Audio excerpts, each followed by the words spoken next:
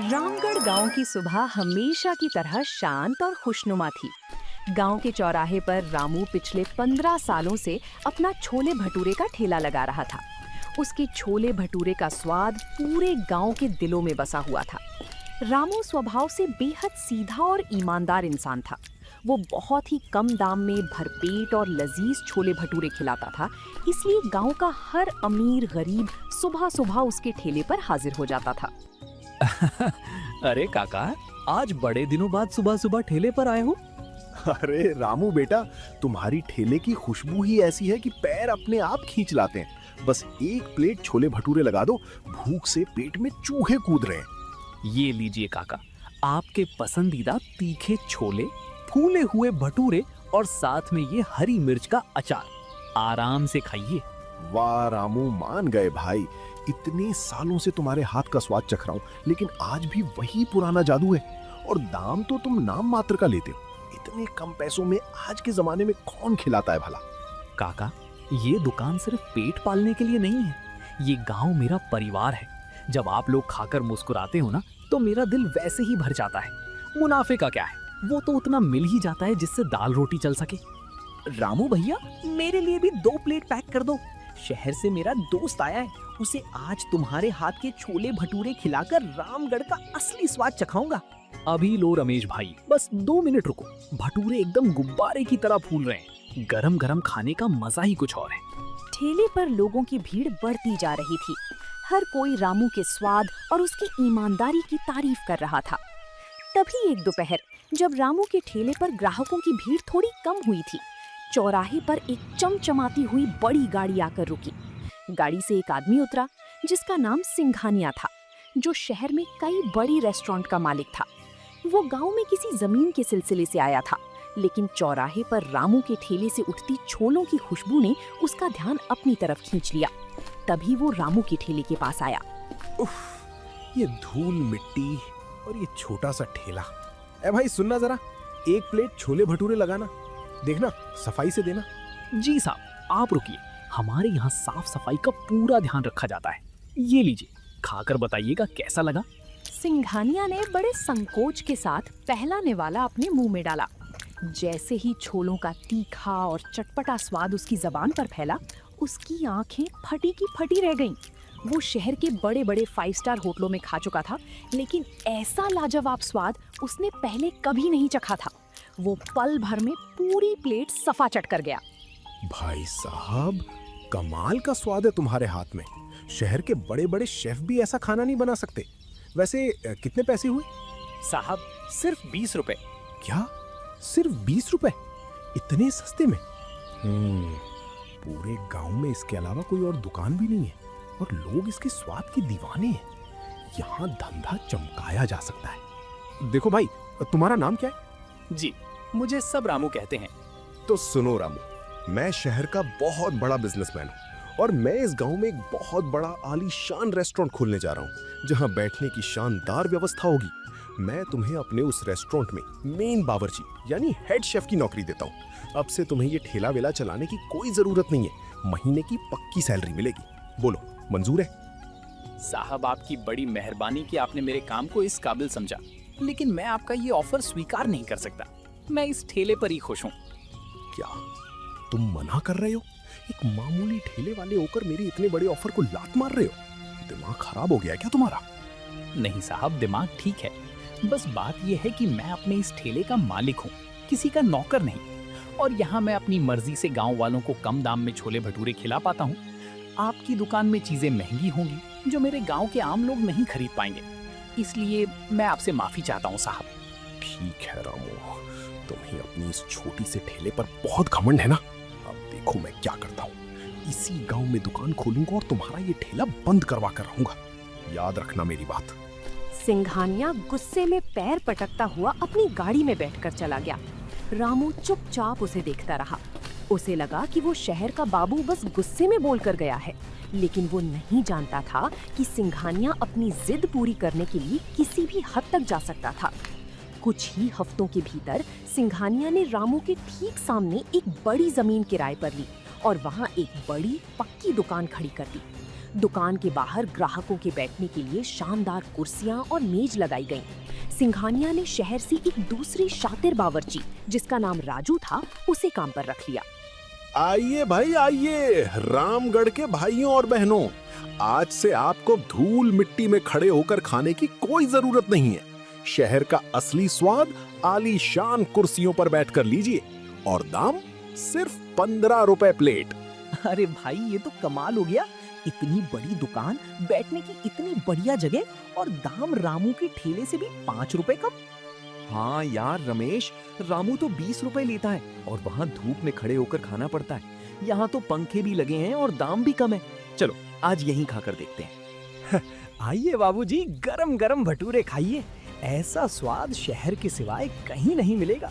मालिक ने आप लोगों के आराम के लिए ही ये दुकान खोली है। देखते ही देखते रामू के ठेले के सामने खड़े लोग धीरे धीरे सिंघानिया की नई दुकान की तरफ बढ़ने लगे। रामू अपने ठेले पर अकेला खड़ा ये सब देख रहा था। क्यों रामू, कहा था ना तुम्हारा ये ठेला बंद करवा कर रहूंगा। आप खड़े खड़े मक्खियां मारो, मेरे पास पैसा भी है और दिमाग भी। तुम्हारा ये सड़ियल ठेला अब ज्यादा दिन नहीं टिकेगा। साहब, धंधा अपनी जगह है और किस्मत अपनी जगह। अगर भगवान ने मेरी किस्मत में आज भूखा रहना लिखा है तो मैं उसी भी स्वीकार करूंगा, लेकिन किसी का बुरा चाहकर मैं अपना पेट नहीं भरूंगा। रामू की बातें सुनकर सिंघानिया जोर से हंसा और पलटकर अपनी दुकान में चला गया। उस पूरे दिन रामू के ठेले पर गिनती के 2-4 लोग ही आए। रामू के बनाए हुए ज्यादातर छोले और गुंधा हुआ मैदा वैसे का वैसा ही रखा रह गया।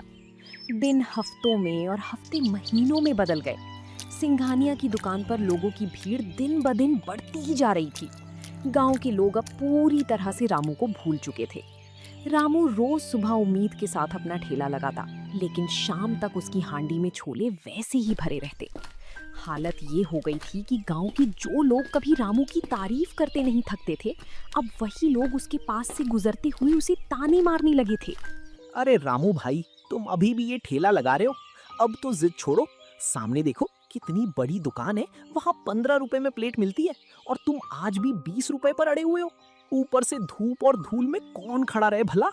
रमेश भाई, मैं पिछले 15 सालों से इसी दाम में खिला रहा हूँ। मैंने कभी मिलावट नहीं की, हमेशा शुद्ध मसालों का इस्तेमाल किया। शहर की दुकान वाले कम दाम में क्या खिला रहे हैं ये तो वही जाने। अरे छोड़ो यार रमेश, इसे अपनी कला पर बड़ा घमंड है। रामू, जमाना बदल गया है, अब कोई तुम्हारी इस टूटी लकड़ी के ठेले पर खड़े होकर अपनी इज्जत खराब नहीं करना चाहता। जब सामने इतनी बढ़िया व्यवस्था है तो लोग बेवकूफ थोड़ी हैं जो यहाँ आएंगे। हमारी मानो तो ये ठेला आप बंद ही कर दो, तुम्हारे बस का नहीं रहा अब। रामू बेटा, बुरा मत मानना, पर लोग सच कह रहे हैं, जमाने के साथ बदलना पड़ता है। अब तुम्हारा ये काम यहाँ नहीं चलेगा। अपने ही गांव वालों के मुंह से ऐसी कड़वी बातें सुनकर रामू का दिल अंदर से टूट गया।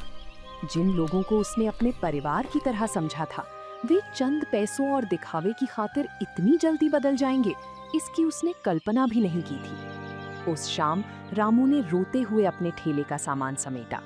शायद अब मेरी यहाँ कोई जरूरत नहीं रही। जिस स्वाद को गांव का गौरव समझा था, आज वही स्वाद इन लोगों के लिए बोझ बन गया।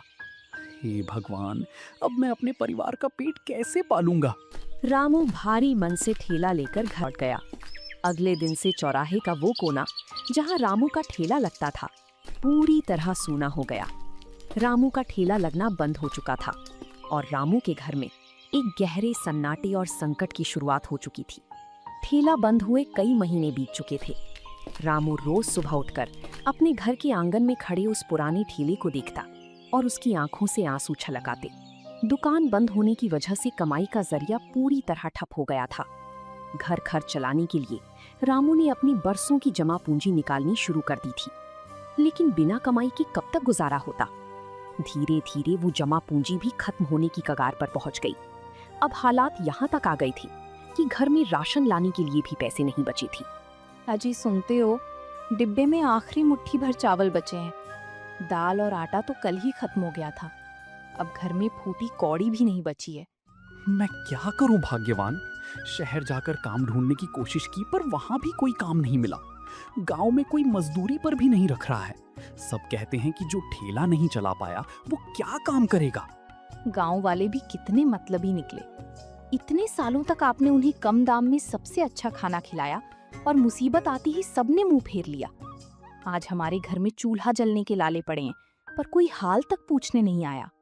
किसी को दोष मत दो। वक्त खराब हो तो साया भी साथ छोड़ देता है। मुझे अपनी फिक्र नहीं है। बस ये सोचकर दिल बैठ जाता है कि कल तुम्हें और खुद को क्या खिलाऊंगा। कभी सोचा नहीं था कि ईमानदारी का ये सिला मिलेगा। रामू का स्वाभिमान उसे किसी के आगे हाथ फैलाने की इजाजत नहीं देता था। वो भूखा सो सकता था, लेकिन गांव में किसी के सामने गिड़गिड़ा नहीं सकता था। दूसरी तरफ चौराहे पर सिंघानिया की दुकान का धंधा 7वें आसमान पर था। रामू का ठेला बंद होने के बाद अब पूरे रामगढ़ गांव में सिंघानिया के अलावा छोले भटूरे बेचने वाला कोई दूसरा नहीं बचा था।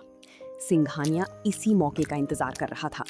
जैसे ही उसे पक्का यकीन हो गया कि रामू अब दोबारा कभी अपना ठेला नहीं लगाएगा और गांव वालों के पास कोई दूसरा विकल्प नहीं है, उसके अंदर का लालची बिजनेसमैन जाग गया। एक सुबह उसने चुपके से दुकान के बाहर लगा पुराना बोर्ड हटा दिया और नया बोर्ड टांग दिया। अरे सिंघानिया साहब, ये क्या? कल तो छोले भटूरे 15 रुपए प्लेट थे, आज सीधे 40 रुपए। ये तो दोगुने से भी ज्यादा दाम हो गया।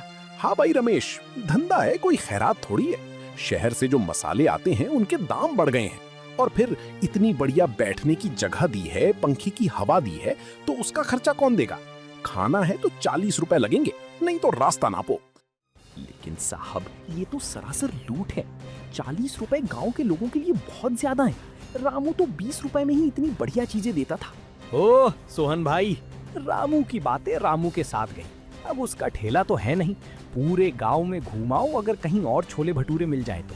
खाना है तो पैसे निकालो, वरना पीछे हटो, दूसरे ग्राहकों को आने दो। देखो भाइयों, सीधी सी बात है। पूरे रामगढ़ में सिर्फ मेरी ही दुकान है। अब दाम तो मेरी मर्जी से ही तय होंगे। अगर 40 रुपए महंगे लग रहे हैं तो घर पर सूखी रोटी खाओ। यहाँ आना है तो जेब ढीली करनी ही पड़ेगी। गांव के लोग सिंघानिया और उसके बावर्ची की ये बेरुखी देखकर सन रह गए। जो सिंघानिया पहले हाथ जोड़कर उन्हें बुलाता था, आज वही उनके साथ बदतमीजी कर रहा था। लेकिन 40 रुपए प्लेट करने के बाद भी सिंघानिया का लालच शांत नहीं हुआ। जब उसने देखा कि गांव वाले मजबूरी में अब भी उसकी दुकान पर आ रहे हैं, तो उसने कुछ ही दिनों बाद एक और चाल चली। उसने छोले भटूरे का दाम बढ़ाकर सीधे 60 रुपए प्लेट कर दिया और साथ ही प्लेट में मिलने वाले छोलों की मात्रा भी कम कर दी। अब स्वाद भी पहले जैसा नहीं रहा था, क्योंकि मुनाफे के चक्कर में घटिया मसालों का इस्तेमाल होने लगा था। गांव के चौराहे पर अब हर तरफ सिंघानिया के खिलाफ गुस्सा भड़क रहा था। अरे राजू बावर्ची, ये क्या मजाक है? 60 रुपए ले रहे हो और प्लेट में सिर्फ एक भटूरा और नाम मात्र के छोले। ऊपर से छोलों में कोई स्वाद ही नहीं है। ऐसा लग रहा है जैसे उबले हुए पानी में मिर्च डाल दी हो। ओ रमेश भाई, ज्यादा चिल्लाने की जरूरत नहीं है। लेना है तो लो, नहीं तो थाली यहीं छोड़ो और बाहर निकलो। हमारे पास ग्राहकों की कोई कमी नहीं। सिंघानिया साहब, ये तो सरासर अन्याय है। आप तो हम गांव वालों को लूट रहे हैं। जब दुकान खुली थी तब तो बड़े बड़े वादे किए थे कि आप हमारे भले के लिए आए हैं। आज आपका असली चेहरा सामने आ गया है। अरे सोहन, वादे तो धंधे की शुरुआत में किए जाते हैं। अब जब गांव में मेरे अलावा कोई दूसरा विकल्प ही नहीं है, तो मैं 100 रुपए प्लेट भी बेचूं तो तुम्हें खाना पड़ेगा। जाओ, जो कर सकते हो कर लो। धिक्कार है तुम पर सिंघानिया, तुम इंसानों की मजबूरी का फायदा उठा रहे हो। आज हमें समझ आया कि तुम कोई भले आदमी नहीं, बल्कि एक नंबर के लालची और मक्कार इंसान हो। तुमने हमारे रामू का ठेला सिर्फ इसलिए बंद करवाया ताकि तुम हमें अपनी मर्जी से लूट सको। सिंघानिया ने सुखिया काका की बात पर कोई ध्यान नहीं दिया और उल्टा उन्हें दुकान से बाहर जाने को कह दिया। दुकान पर खड़े सभी गांव वालों के चेहरों पर अब गहरी निराशा और गुस्सा था। उन्हें अब समझ आ चुका था कि वे एक बहुत बड़े धोखे का शिकार हो चुके हैं। उस दिन चौराहे से लौटकर गांव के प्रमुख लोग सुखिया काका के घर पर जमा हुए। बातों बातों में सबको रामू के उस पुराने लकड़ी के ठेले की याद आने लगी, जहां स्वाद भी था, अपनापन भी था और सबसे बड़ी बात ईमानदारी थी। गांव वालों को अब अपनी उस गलती का एहसास हो रहा था, जिसकी वजह से उन्होंने एक भली इंसान का रोजगार छीन लिया था। काका, हमसे बहुत बड़ी भूल हो गई। हम उस सिंघानिया के दिखावे और चंद पैसों के लालच में आ गए। हमने रामू भाई को क्या क्या ताने नहीं मारे। आज हमें एहसास हो रहा है कि वो कितने सच्चे इंसान थे। हाँ रमेश, रामू भाई पिछले 15 सालों से बिना दाम बढ़ाए हमें राजाओं जैसा खाना खिला रहे थे। कभी एक पैसे की हेराफेरी नहीं की। और हमने क्या किया? एक बाहरी लालची के लिए अपने ही भाई का ठेला बंद करवा दिया। सुना है उनके घर में अब राशन के भी पैसे नहीं बचे हैं। जब इंसान के पास अच्छी चीज होती है तो उसे उसकी कदर नहीं होती। तुम सबने रामू के स्वाद और उसकी ईमानदारी का अपमान किया है। आज जो हमारी दुर्दशा हो रही है वो हमारे अपने कर्मों का फल है। काका, अब हमसे ये जिल्लत और बर्दाश्त नहीं होती। क्या कोई ऐसा तरीका नहीं है जिससे हम अपनी गलती सुधार सकें? गलती सुधारी जा सकती है अगर तुम सब मिलकर एक साथ खड़े हो जाओ। हमें रामू के पास जाना होगा, उससे हाथ जोड़कर माफी मांगनी होगी और उसका ठेला फिर से शुरू करवाना होगा। यही उस लालची सिंघानिया को सबसे बड़ा जवाब होगा। क्या तुम सब मेरे साथ चलने को तैयार हो? हाँ काका, हम सब आपके साथ हैं। हम आज ही रामू भाई के घर जाएंगे और उनसे माफी मांगेंगे। चाहे जो हो जाए, हम उनका ठेला फिर से लगवा कर ही दम लेंगे। गांव वालों का पछतावा अब एक संकल्प में बदल चुका था। वे सभी रामू के घर के आंगन में इकट्ठा हुए। तभी सुखिया काका ने कहा, रामू बेटा, हमसे बहुत बड़ी भूल हो गई जो हम उस शहर के लालची सिंघानिया के झांसे में आ गए। रामू भाई, हमें माफ कर दो। हमने तुम्हें बहुत कड़वी बातें कही, तुम्हारे सीधेपन का मजाक उड़ाया। लेकिन आज उस सिंघानिया ने हमारी आंखें खोल दी। हमें तुम्हारी ईमानदारी की कीमत अब समझ आई है। रमेश भाई, आप सब तो मेरा परिवार हो। मुझे आप लोगों से कोई शिकायत नहीं है।